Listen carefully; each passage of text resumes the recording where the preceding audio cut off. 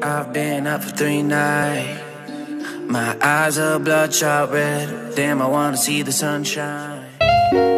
Yo alright guys, welcome back again with me di Sazar. Dan kali ini gue datang dengan membawa sebuah film yang 80% kebatilan dan jelas tidak baik ditonton sama bocil-bocil ganggu di bawah 18 tahunan, dengan judul The Crown. Film yang diperankan Brandon Lee ini memang memiliki rating tinggi di era 90-an. Namun sayangnya Brandon Lee atau anak dari Bruce Lee harus wafat saat syuting film ini dikarenakan kesalahan properti. Oleh karena itu diharapkan oleh kalian yang dermawan untuk memencet tombol subscribe dan bel notifikasinya agar kalian dapat updatean terbaru dari channel gua. Dan kalau lu suka, gaskan push like. So thank you, langsung aja kita ke video. Film dibuka dengan sebuah cerita yang menjelaskan bahwa para manusia percaya terhadap setiap jiwa yang telah mati akan dihantarkan dengan seekor gagak menuju ke tempat peristirahatan. Namun terkadang burung gagak tersebut tidak dapat mengantarkan jiwa manusia yang tidak dapat beristirahat dengan tenang jika kematiannya diakhiri dengan suatu hal yang buruk. Lalu film berfokus pada sebuah TKP yang ditangani oleh seorang polisi bernama Albrecht. Di sana, ia menangani kasus kriminalitas yang dimana para pelaku berhasil kabur dengan meninggalkan korban berupa sepasang kekasih yang bernama Eric dan Sally, juga membakar gedung yang ditempati kekasih tersebut. Berlanjut setelah 1 tahun kemudian, kita akan mendapati seorang anak bernama Sarah yang sedang mengunjungi makam Eric dan Sally. Sarah adalah teman dari sepasang kekasih tersebut. Di sana, ia mengambil bunga dari makam lain untuk diletakkan di atas makam mereka. Sebelum ia beranjak dari sana, Sarah melihat seekor gagak yang sedang hinggap di atas batu nisannya Eric. Kemudian, kita akan diperlihatkan dengan para bujangan yang sedang melakukan aksi kriminalitas di suatu toko serta menanamkan bom di sana.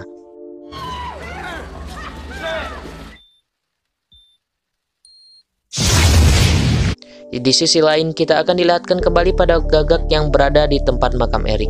Namun tiba-tiba, tanah Eric seakan mendapatkan dorongan dari dalam.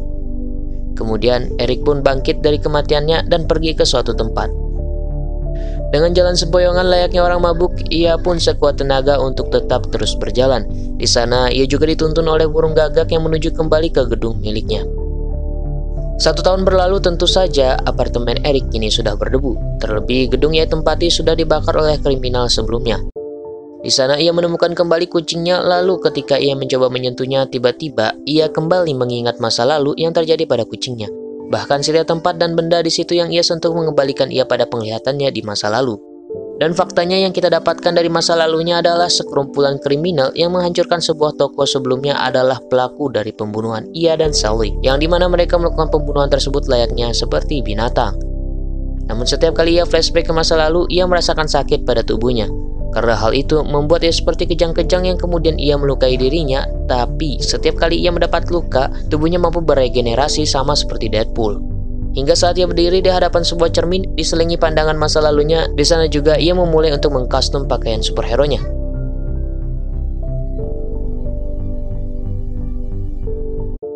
Dan sayangnya kali ini pakaiannya lebih ke arah band kuburan. Di sisi lain, seorang kriminal sebelumnya yang bernama Tintin sedang berada di toko perhiasan ilegal. Di sana ia menjual beberapa perhiasan yang tentunya ia dapati setelah membunuh korban. Dengan pembayaran yang tidak setimpal, tentu Tintin menjadi emosional pada pemilik toko dan pergi dari sana. Tatkala ia hendak pergi, terdapat seekor gagak sedang memantaunya dari kejauhan. Sesaat setelah itu, Eric yang sudah mengenakan pakaian hero-nya mengikuti petunjuk dari si gagak yang sudah melihat Tintin sebelumnya. Di sini kita mengetahui bahwa selain dari regenerasi dan melihat masa lalu, Eric pun mampu melihat apa yang dilihat sang gagak, seakan berbagi penglihatan. Karena sudah menemukan pelaku pembunuh, ia dan kekasihnya, lantas ia pun melompat dari atas gedung dan tertawa. Setelah ketawa badut, mulailah pertarungan antara badut dan Bottom. Di sana, Eric mengungguli pertarungan tersebut, juga melihat kembali masa lalunya dari sudut pandang Tintin, dan faktanya Tintin sudah memperkosa Sally sang kekasihnya. Tentu hal itu membuat dia geram dan membunuhnya. Kemudian Tintin akhirnya ditemukan oleh anggota polisi. Di sana terdapat Albrecht yang dulu menginvestigasikan mayat Eric, dan juga terdapat sebuah logo gagak yang berasal dari darah Tintin. Eric membuatnya sebagai ancaman sekaligus tanda terhadap pelaku kriminalitas bahwa bahaya pada mereka sudah datang. Setelah itu ketua kriminal alias bos Tintin yang bernama T-Bird dipanggil oleh wakil dari ketua para gangster di kota tersebut. Di sana ia diperintahkan untuk mengumpulkan timnya dan melakukan aksi kriminal lagi. Sebelum aksi kriminal itu dilakukan, toko permata ilegal tersebut dikunjungi seseorang. Ternyata itu adalah Eric yang menanyakan perihal cincinnya yang ia berikan pada Sally. Cincin tersebut dijual di toko perhiasan itu oleh Tintin 1 tahun silam. Sedikit tembak-tembakan dan tusuk-tusukan pada penjaga toko, ia pun memberitahu letak cincin tersebut. Setelah ia mendapati cincin itu, ia pun menaburkan buih-buih bensin di toko itu dan menyuruh penjaga toko tersebut menginfokan pada T-Bird bahwa kematian akan menjemput ia dan timnya. Di saat api melahap toko tersebut, datanglah seorang ofisir ke TKP dan nyatanya itu adalah Albrecht. Albrecht menodongkan senjatanya pada Eric dan mulailah pembicaraan antara mereka. Sedikit pengakuan Eric bahwa ialah yang membunuh Tintin dan membunuhnya dengan motif balas dendam. Lalu di saat perhatian Albrecht teralihkan, Eric pun menghilang. Di sisi lain, kita diperlihatkan pemimpin dari para gangster tidak terkecuali T-Bird yang sedang menikmati sabunya. Mari kita panggil dia Kang Nyabu dan wanitanya sebagai cabai pasar. Di situ wakil ketua mereka memberitahu perihal toko permata ilegal yang hancur, sedangkan T-Bird mengeluh soal Tintin anak buahnya yang mati. Namanya juga Kang Nyabu, jelas nggak ada solusi. T-Bird tetap disuruh mengumpulkan anak buahnya yang tersisa untuk melakukan aksi kriminal lagi. Lanjut pada Sarah yang hampir tertabrak mobil. Beruntungnya ia nggak jadi ketabrak karena sang badut Eric berhasil menyelamatkannya. Setelah itu Sarah mengeluh akan hujan di malam itu, namun Eric berkata tak akan selalu hujan, yang dimana ia mengenal perkataan tersebut. Masih melanjutkan dendamnya, Eric sedang mengincar anggota T-Bird lainnya yang bernama Fanboy, yang sedang menggunakan narkotika juga bercemburu pada seorang wanita. Di sana Fanboy menodongkan senjata pada Eric, namun Eric malah sengaja menyuruhnya untuk menembak. Kemudian baku tembak pun terjadi. Karena Eric kebal, jelas ia santuy akan hal itu. Dan sekedar info desas-desus yang gue dapetin, di scene inilah Brandon wafat. Kemudian Fanboy malah menembaki kakinya sendiri. Karena darah cukup banyak keluar, Fanboy tentunya wafat kehabisan asupan nutrisi. Lalu Eric menggiringnya ke bathtub. Di sana juga terdapat wanita yang Fanboy cumbu, disuruh Eric untuk taubat dari maksiat. Berlanjut di rumah Albrecht, saat itu Albrecht sedang membuka kembali kasusnya. Dan kini Albrecht mengetahui siapa badut tersebut. Ia adalah Eric yang hidup kembali untuk balas dendam. Lalu ia pun mendengar suara seseorang yang masuk pada rumahnya. Di sana Eric meminta secara detail pada Albrecht bagaimana kronologi pembunuhan yang terjadi pada dirinya dan Sally. Dan fakta kejam yang terungkap adalah pembunuhan tersebut diiringi dengan pemerkosaan dan pengulitan terhadap kekasihnya. Lalu Eric mencoba menerawang sendiri, ia pun terkejut dan syok akan hal itu. Lalu ia pun beranjak dari sana. Sesaat setelah itu T-Bird dan anak buahnya yang gua nggak tahu namanya akan melakukan aksi kriminal lagi. T-Bird menyuruh pada anak buahnya untuk membeli beberapa rokok dan Amer, namun ketika ia berada di mobil, tiba-tiba Eric sudah berada di mobil tersebut. Ia memerintahkan pada T-Bird untuk menjalankan mobil itu dengan kecepatan tinggi, sedangkan anak buah T-Bird yang menyadari hal itu bersegera keluar dari supermarket. Namun ketika ia hendak mengejar, ia mendapatkan rezeki berupa mobil dan mulai mengejarnya. Setelah itu Eric dan T-Bird sampai di suatu tempat yang dimana Eric sudah mengikat T-Bird dengan lakban. Terjadi sedikit pembicaraan di sana dan flashback. Lalu Eric meletakkan bom di mobilnya.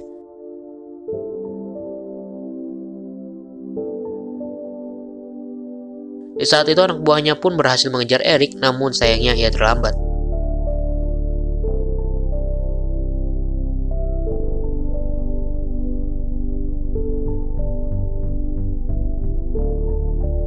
Singkat cerita, anak buah T-Bird pun mengadu pada Kang Nyabu perihal kematian T-Bird. Akhirnya Kang Nyabu pun mengetahui pola pembunuhan Eric, bahwa Eric datang untuk membalas dendam. Ya, Kang Nyabu pintar juga sih di sini.